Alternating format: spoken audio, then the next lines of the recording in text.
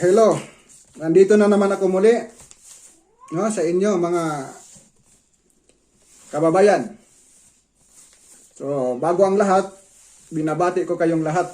No? Good evening dito sa lahat ng nasa Europe, kasi gabi dito ngayon. At ang nandyan sa Pilipinas ay madaling araw pa lang, pero good morning dyan sa inyo, sa mga kababayan sa Pilipinas. Mga sa Amerika, mga OFW dyan, kung anong oras dyan sa inyo. Good afternoon man dyan sa Amerika, Australia, o saan man kayo. So, ako si John Garrison. Magbibigay ako ng panibagong opinion o comment doon sa may panibagong problema si Kuya Bal Santos Matubang tungkol doon sa dalawang katulong na inilagay nila para mag-alaga kay Lola Damiana. So, bago ang lahat yan, nakikiusap muna ako sa inyo mga kababayan, kung po pwede, paki-subscribe naman yung channel ko para masaya tayo lahat, no? Habang nagdi-discuss ako sa inyo, nanonood man kung ano kayo dyan, pakipindot lang yung subscribe at saka yung button bell para update kayo sa mga susunod natin na video, comment, ang tawag, diskusyon. Kasi ako, isa akong supporter vlogger ni Kuya Bal Santos Matubang. Kaya sa panawagan ni Kuya Bal, kasi isa akong diehard na supporter niya, sa kanyang mga panawagan sa live streaming niya, kailangan niya yung mga vlogger defender. At isa ako doon na isa akong supporter niya. So, didependihan ko siya kasi doon sa mga ginagawa kasi niya na humanitarian vlog, marami pa rin na mga basir. Mga kababayan. No? Maraming basir. Gumawa na yung tao ng mabuti, masama pa rin. Ayon sa mga basir. No? Gumawa man yung tao ng masama, masama pa rin. No? Gumawa man tao, yung tao gumawa ng pagnanakaw, pang-hold up sa kapwa, pagnanakaw sa kapwa, masama pa rin. So yung mga humanitarian vlogger dyan, lahat ng humanitarian vlogger na nasa Pilipinas, ako ay buong puso na mga nagsusuporta sa mga ginagawa nila. At hindi lang yan, sa pamamagitan ng ganun. Katulad ng mga iba nating kababayan OFW na mga diehard sponsor, diehard supporter sa mga vlogger dyan sa Pinas na nagpapadala ng mga pira para tulungan nga itong mga kababayan nating naghihirap, mga matatanda dahil sa pandemic. Shout out sa inyong lahat dyan. Ang mga supporter at sponsor na yan sa lahat ng vlogger na nagpapadala ng sponsor. No? Na mga OFW. Ay sama-sama tayo dyan na ipagtatanggol natin yung mga vlogger na yan na sinusuportahan natin na mga gumagawa ng humanitarian. No? Hindi lang naman kasi si Bal Santos Matubang yung gumagawa ng humanitarian vlog eh. Napakarami. So kung banggitin ko yung iba dyan, banggitin ko, katulad dyan sila Tikram. Puro humanitarian ang ginagawa dyan. No? Si Archie Hilario, pobreng vlogger ng nasa Aklan. Puro humanitarian ang ginagawa.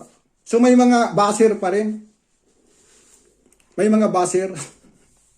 Pati yung mga taong tinutulungan, binabas nila, mga basir na ganyan-ganyan, ano yan, yung tao na binigyan mo ng tulong. Ano yan, yung lasinggiro, sugarol, sabungiro. No? Pero yung tao na nagbigay ng tulong, yung OFW na nag-sponsor para sa tao na yun, wala naman sinabi. Nagpadala nga ng pira, pang tulong, paggawa bahay, pangbili ng pagkain. Walang sinasabi. So balik tayo doon kay idol na Bal Santos Matubang sa problema niya na hinaharap na naman na maraming basir doon sa dalawang katulong. At ayon kay Bal Santos Matubang na yung asawa na yon ni Raimundo, na si Bal Santos Matubang yung naglagay doon para alagaan yung matanda. At siya, sabi nga ni Bal Santos ay binibigyan niya ng sahod yun na monthly na 5,000 pesos monthly mula sa sweldo niya sa kaniyang YouTube. No? Yun. Bukod sa may sweldo si Bal na binibigay si Bal doon na 5,000, siniserdohan nga para tulong na rin doon sa asawa ni Raimundo kasi may mga anak din yun, yung asawa ni Raimundo, may 5 din anak na maliliit. Wala din hanap buhay. Yun. At binibigyan pa ni Bal ng 1,000 pesos para naman yun, weekly yun ha, weekly. Binibigyan niya ng 1,000 pesos para sa pagkain ni Lola Damiana. Kasi yung si Landa nga, yun ang nag-aalaga doon para magluto ng pagkain, paliguan yung matanda, yun. So nagkaroon ng problema kasi nga si Kalinga Prab naman, inilagay naman niya yung isa doon, yung sino ba yon? Yung asawa yung kapatid ni Raimundo? Ha? Hindi, yung si Bernie, asawa ni Bernie yata yon, si Bioli. Ang asawa ni Bernie, si Landa. Oo nga. Yung binabanggit na si Bioli ba yon? Kalimutan ko na no. Pero may inappoint doon si Kalinga Prab na mag-alaga din sa matanda. So, ano na lang ninyo, hindi ko masyadong matandaan yung pangalan ng babae na yun, Bioli yata, Bioli. So,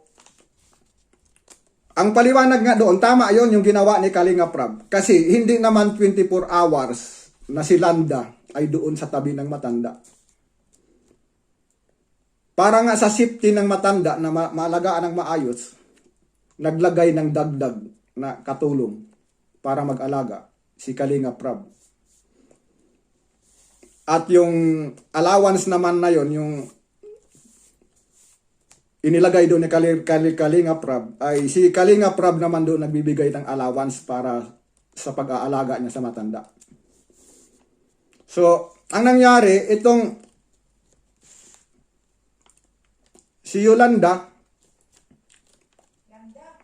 si Landa, nagsilos doon kay Bioli. At hindi na daw siya doon pinapapasok ni Landa sa bahay ng matanda. Nagsilos. So, wala naman kasing alam si Bal Santos Matubang sa usapan ni Kalinga Prab tungkol doon kay Bioli. Hindi. Kasi ang kay Bal Santos ay responsibilidad lang niya doon na pasweldohan ay si Yolanda. At yun nga, binibigyan ng sweldo daw yun na 5,000 kada buwan. So, tama naman yung ginawa na yun ni Kalinga Prab kasi kung wala si Yolanda, nandoon si Bioli na mag-alaga sa matanda, magbantay o magtingin-tingin o mag-ano. Tama yun. Kasi nga yung matanda, kung nakikita ninyo si Lola Damiana ay yung kamay, na nabali yung kamay na hindi pa gumagaling. Namamaga pa. Kailangan talaga niyang alalay.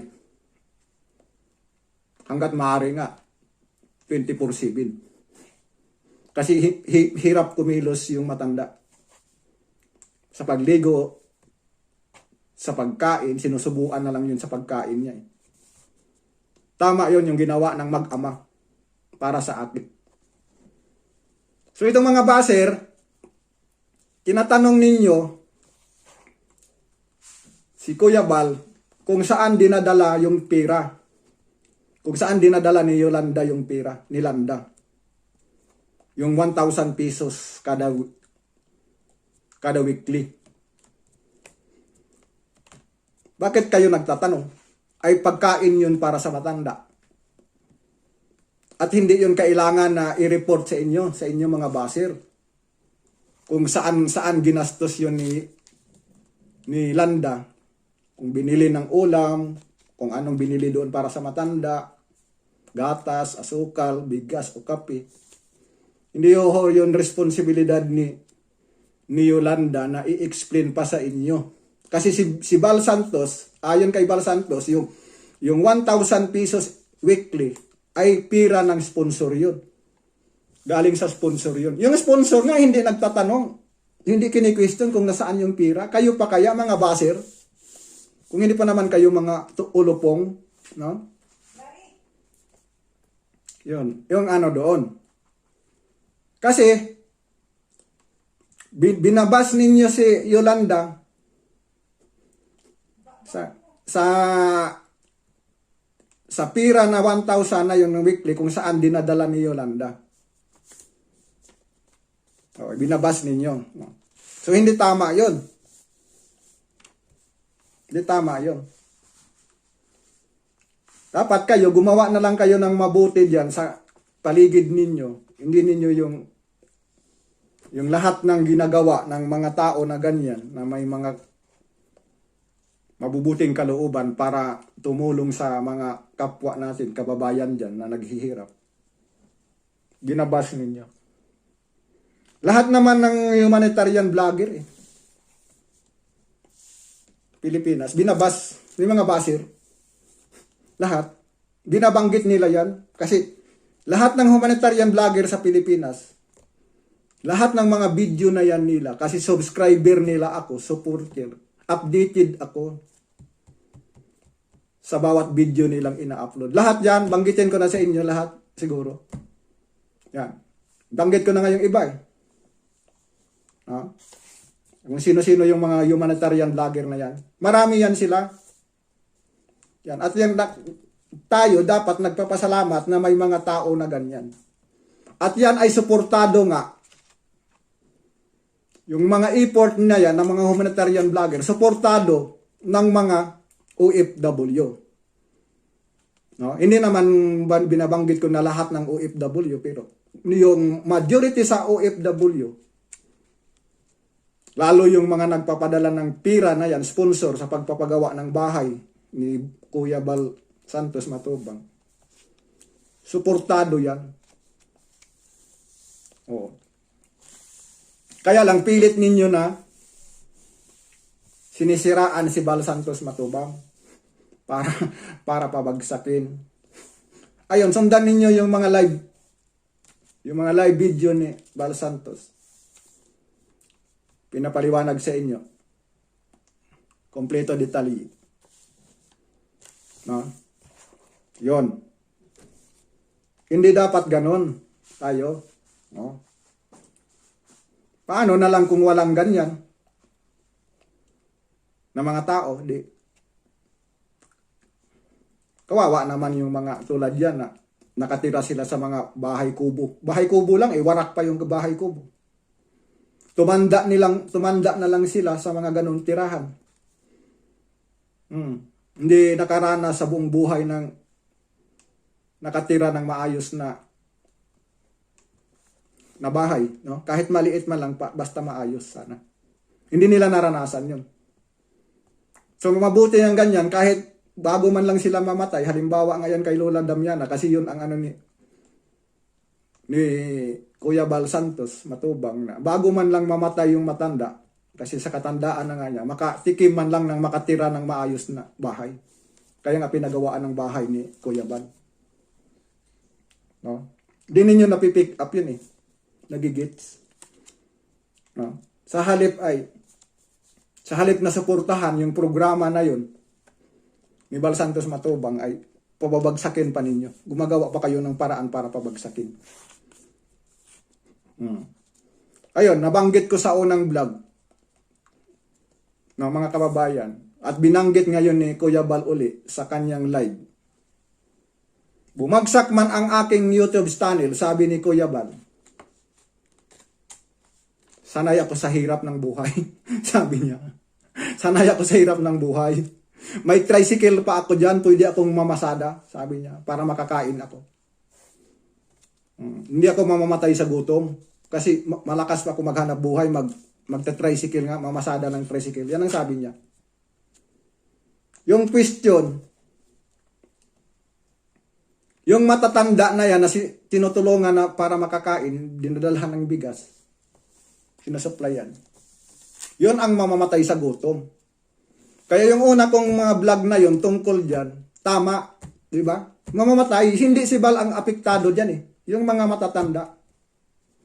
At ayun, nabanggit na nga ni Bal ngayon sa bago niyang live video na yun ang mga mamamatay. Sino magpapakain sa kanila? Politiko? Sabi ni Bal? Hindi. Hindi. Wala kang maasahan sa politiko kasi lalo yung mga politiko ngayon, busy naman sila sa sarili nilang activity. Wala. At unang-una, lalabas lang naman yung mga politiko sa bahay nila. Aakyat sa mga kabundukan. Sa oras lamang ng eleksyon. Ayun. Yun ang totoo mga kababayan. Kaya pakiusap naman. Tigil-tigilan naman ninyo yung mga pangbabas dyan sa mga vlogger na yan na gumagawa ng mabuti. Kami na mga diehard supporter dyan, lalo yung mga sponsor na yan, hindi nagsasalita. Kami. Ako isa akong mga sponsor, nagsusponsor sa mga vlogger. Nabanggit ko yun sa unang vlog ko. Nagpapadala ko ng sponsor para makabili ng bigas sa tao na doon na gusto kong tulungan. Kaya ako dito nagsasalita ngayon bilang defender ng mga vlogger na yan. Didepindihan ko sila. Lahat ng vlogger, hindi lang si Kuya Bal. Didepindihan ko sila sa pangbabas ninyo. Na kayo, kung wala kayong nagagawang mabuti sa kapwa, tumahimik, manood na lang kayo. Invite naman yung baser, invited kayo dyan sa mga video na yan na manood. Manood na lang kayo. Panoorin na lang yung video at mag-comment ng wag naman yung nakakasakit kayo ng mga damdamin, lalo yung mga tinutulungan na yun, sabihan pa naman ninyo yun. Dinadalhan ng tulong ni kapubring vlogger ay ikakalat ninyo, sinasabihan ninyo na lasinggiro yung tao na yan. Sabungiro. Laging naglalasing. Hindi maganda yon. Hindi maganda yon. Lugmok na nga sa kahirapan yung tao, tatadyakan pa ninyo. Ganon ibig sabihin doon eh. Lugmok na nga sa kahirapan, sa gutom. Sa halip na iangat, ahon para makaangat, tatadyakan pa ninyo para gumapang sa lupa. Yon ang ibig kong sabihin sa paliwanag ko. Sana maintindihan ninyo. Huwag sanang ganon tayo. Huwag sana. Pilit sana natin, kung yung tao nalulunod sa dagat at tayo marunong lumangoy, sakluluhan natin, iahon natin sa karagatan, sa dagat, yung tao, para hindi mamatay. Ganon, sa direktang paliwanag. Hindi yung ilulublob mo pa. Di ka pala marunong lumangoy, ito sa'yo, puntahan kita dyan, ilulublob pa kita. Kita mo, hindi yung ganon. Dapat. Sige, hanggang dito na lang muna. At itutuloy ko na lang ito sa susunod na part 2. May karugtong ito. Papatuloy natin yung ating mga kuro-kuro dito. Discussion. No? Kasi, ang mga vlogger kasi na mga yan ay wala na silang time para magpaliwanag sa inyo. Wala nang time ka. So kami na lang na mga defender, kami ang magdepensa sa kanila. Kasi wala silang time. Oh. Sige, hanggang dito muna. Sundan niyo sa part 2 para ipatuloy natin yung discussion. Bye-bye muna.